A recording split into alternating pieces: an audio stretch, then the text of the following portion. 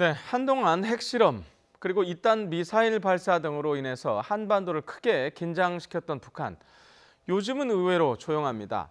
하지만 중국이 오는 18일에 중국에서 큰 정치 행사가 남아 있어서 이 기간을 즈음해서 추가 도발할 가능성은 여전히 남아 있다고 합니다. 자세히 분석을 좀 해보겠습니다. 김주환 YTN 정치안보 전문 기자 나와 있습니다. 자, 안녕하세요. 안녕하세요.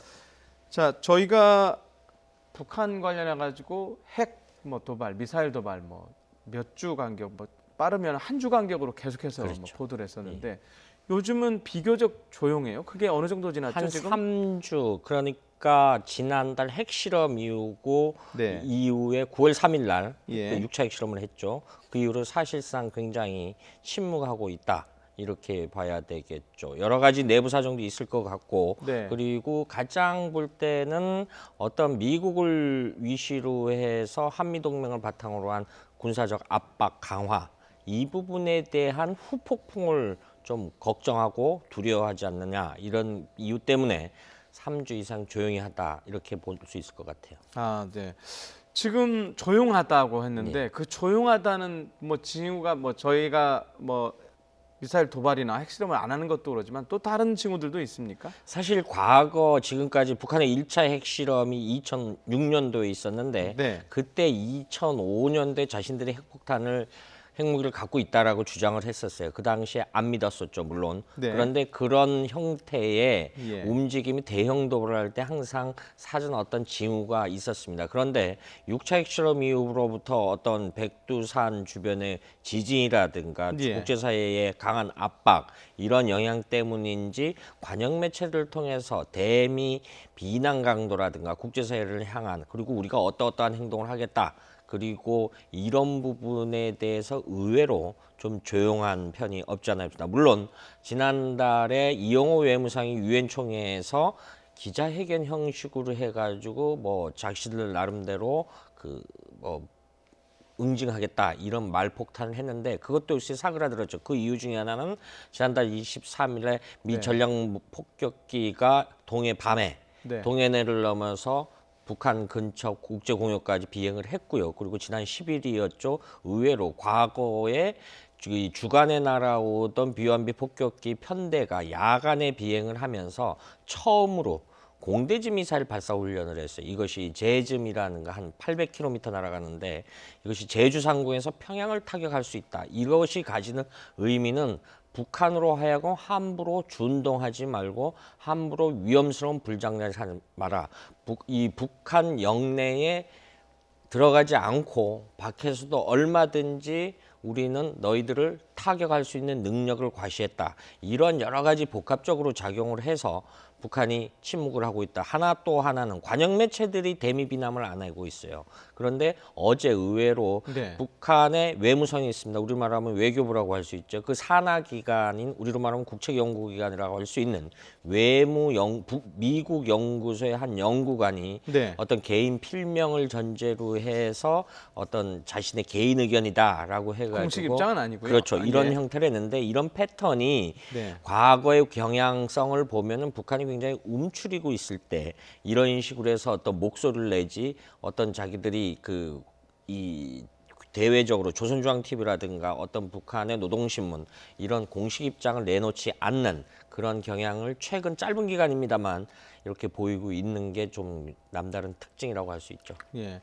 그 조금 전에도 말씀하셨는데 그 비원비 그 폭격기가 했다는 그 공대지 네.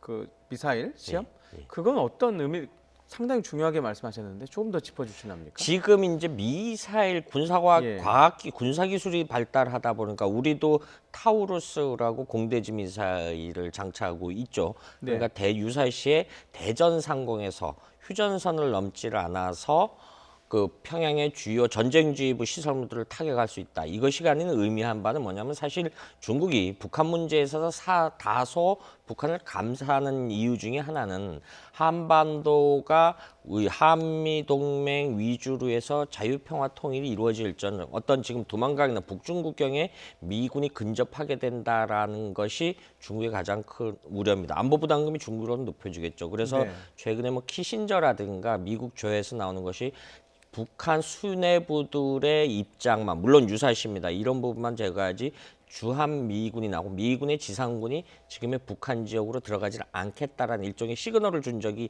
있었어요. 이 부분에 예. 대해서는 중국도 어느 정도 용인을 했었고, 그렇게 할 수 있는 수단이 바로 공대지 미사일 발사다. 그러니까 기록 또 하나, 물론 공대지 미사일뿐만 아니라 예. 어떤 이 주변에 핵 잠수함이 전개돼 있는데 토마호크 미사일이라든가. 그런데 네.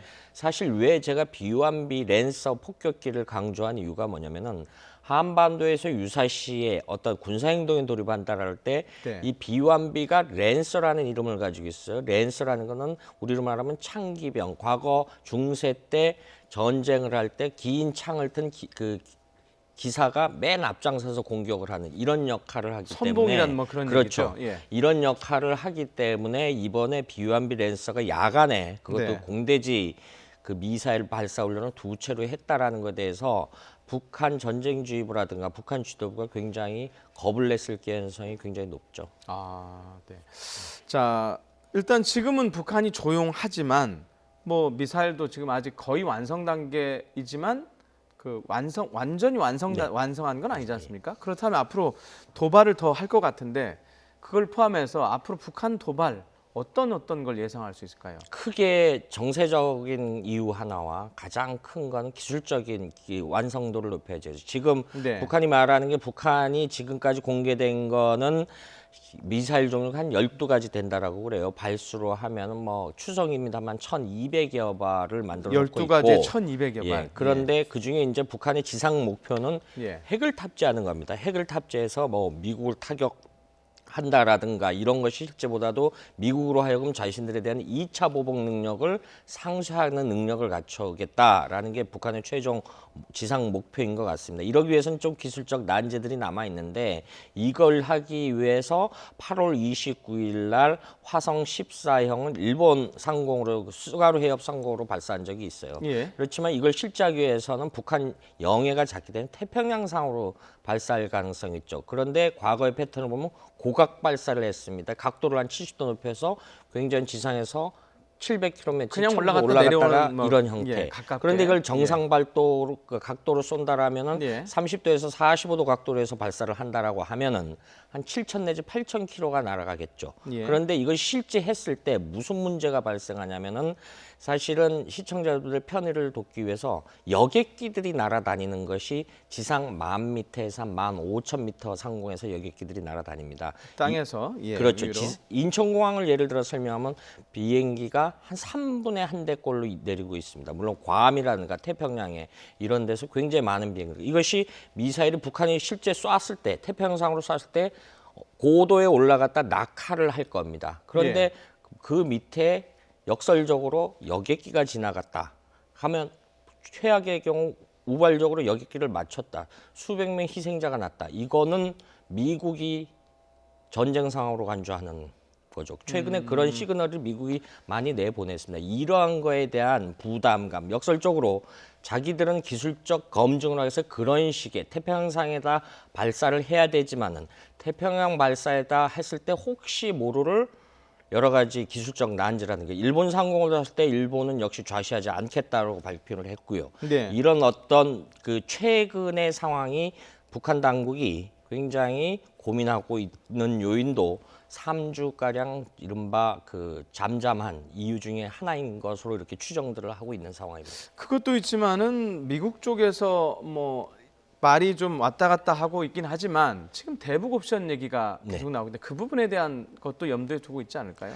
사실 군사적인 그게 옵션. 예. 지금 그걸 이제 네. 그 국제정치학자들은 공세적 억제라는 표현을 합니다. 적극적으로 압박을 통해서 그 도발을 하지만 스프링이 쉽게 말해서 방지시킨다. 튕겨 나오려고 하는 거를, 이거를 강하게 압박을 하는 거죠. 군사적 수단으로서. 예. 앞서 설명드렸던 어떤 비완비 랜서의 전개도 그런 압박하기 위한 수단 중에 하나다. 억제하다 이렇게 표현할 수 있을 거예요. 그런데 지난 10일이었죠. 트럼프 대통령이 미군 수뇌부 제임스 매티스 미 국방장관, 예. 조지프 덤포드 미 합창으로부터 합참의장. 보고를 받았습니다. 대북 옵션을 보고를 받았다고 백악관이 이례적으로 성명을 냈어요.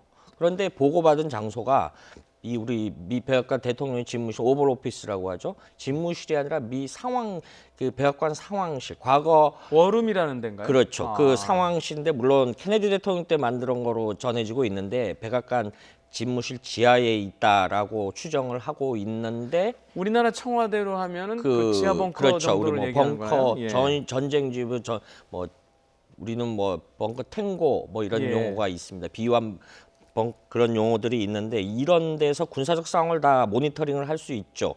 예. 그런데 보고가 끝나고 나서 역설적으로 그때가 앞서 설명했던 밤에 그 비완비 랜서 2대와 우리 F-15 비행기 전대가 이 그런 앞서 공대지 미사일 발사 훈련을 했던 이 상황을 트럼프 대통령이 다 지켜봤을 가능성이 지금으로서는 굉장히 높습니다. 그렇다라고 하면은 지금 보고자가 미군 수뇌부들이라고 했죠.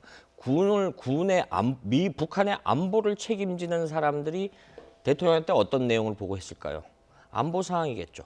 군사적 상황이겠죠. 그렇겠죠. 그래서 이런 부분에 대해서 북한이 굉장히 신경을 쓰고 있다 이렇게 볼 수도 있는 거죠. 네. 자, 그러면 그 군사적 옵션 어떤 걸 미국이 할 수 있는지 가정을 좀 해볼 수 있을까요? 사실은 뭐 여러 가지 그 북한의 급변 사태 이야기가 나왔을 때 여러 가지 국내외 군사 전문가들이 어떤 세미나나 이런 통해서 추정인가 수백 가지의 시나리오를 가지고 있었다라는 수백 가지. 얘기가 있었습니다. 그런데 네. 사실은 좀 시청자들이 오해를 풀기 위해서 외교와 군사가 마치 별개인 것 양은 생각하는데 사실은 군사적 수단도 외교의 전통적 의미의 외교적 수단입니다. 네. 어떤 이런 부분이 있기 때문에 그런데 마치 군사 옵션을 택하면 마치 한반도에서 당장이라도 전쟁이 날 것 같은 오해가 있는데요. 이 부분은 그렇게 걱정 안 하실 필요가 없고요. 지금 말씀하신 걱정하실 필요가 당장 내일부터 하는 미 항공모함 로널드 레이건 함이 이제 들어와 있고 미식 핵잠수함이 들어와 있고 이런 거에서 한미 동맹 차원에서 하는 것도 북한이 도발하지 못하도록 하는 일종의 군사 옵션으로 해석할 수 있는 겁니다. 이런 물론 이것이 최악의 경우가 갈 수 있죠. 미 본토를 직접 위협을 해서 실제 피해가 났을 때 과거 며칠 전에 미 하원 의원이 밝혔듯이 게임 온이라는 표현을 썼습니다. 네. 이런 상황이 도달한다라면은 전쟁에서 북한을 좌시하지 않겠다. 실질적으로 여러 가지 단계별 시나리오 중에서 굉장히 많은 시나리오 중에서 군 통수권자인 트럼프 대통령이 카드를 하나 집어들겠죠. 그리고 명령을 내리겠죠. 이런 선택은 결과론적으로 북한이 앞으로 어떤 행동을 할 것에 따르냐, 어떤 움직임을 보일 것이냐 이런 것에서 달라진다라고 볼 수 있겠습니다. 자, 그러니까 이른바 군사적 옵션이라는 게 실제로 뭐 미사일을 쏘거나 공격을 하거나 뭐 정밀 타격을 하는 것만이 아니고 네. 그러니까 북한이 공격을 하지 못하도록 억제하는 거죠. 억제하고 예. 위협만 가하는 대기 상태에 있는 것만도 군사적 옵션의 하나인 거죠. 우리 실제적으로 뭐 일반인들이 생각 군사적 옵션이라면 공격만을 뭐 생각하는 그래서 두려워하기 사실 때문에 최근에 하나만 이스라엘을 비교해서 네. 설명했는데 이스라엘은 핵무기를 갖고 있는 걸 NCND 정책으로 합니다. 그런데 이스라엘의 핵 전략을 밝히고 있어요. 삼손 전략이라 그래서 구약 성서에 나오는 삼손이 붙잡혀 갔는데 데릴라한테 꿰매 빠져서 붙잡혀 갔는데 신전을 붙이고 자폭을 했지 않습니까? 이것이 바로 이스라엘을 삼손 스트래티지, 삼손 옵션인데 이스라엘은 공공연하게 주변국들에게 유사시와 최악의 경우 우리는 핵폭탄을 너희들 땅에 떨어뜨리는 것이라 이스라엘 영토 내에 떨어뜨리겠다 네. 해서 자폭하겠다. 쉽게 말해서 같이 자멸하겠다. 이런 식의 하는 것도 일종의 공갈 전략도 군사 옵션 중에 하나입니다. 그런 식으로. 그러니까 다시 한반도 상황으로 설명을 드리면은 이러한 우리가 타격 능력을 갖추고 있으니까 우리는 방어 체계를 위주로 하니까 북한이 앞으로라도 굉장히 심각한 동북아의 현상 질서를 무너뜨릴 수 있는 이런 안보 불안 요인을 행동을 하지 말아라 하는 이런 대북 경고의 메시지가 충분히 들어있는 거죠. 네. 자, 오늘은 여기까지 듣도록 하겠습니다. 조용한 북한에 대해서 얘기 나눠봤습니다. 김주환 정치안보 전문 기자였습니다. 고맙습니다.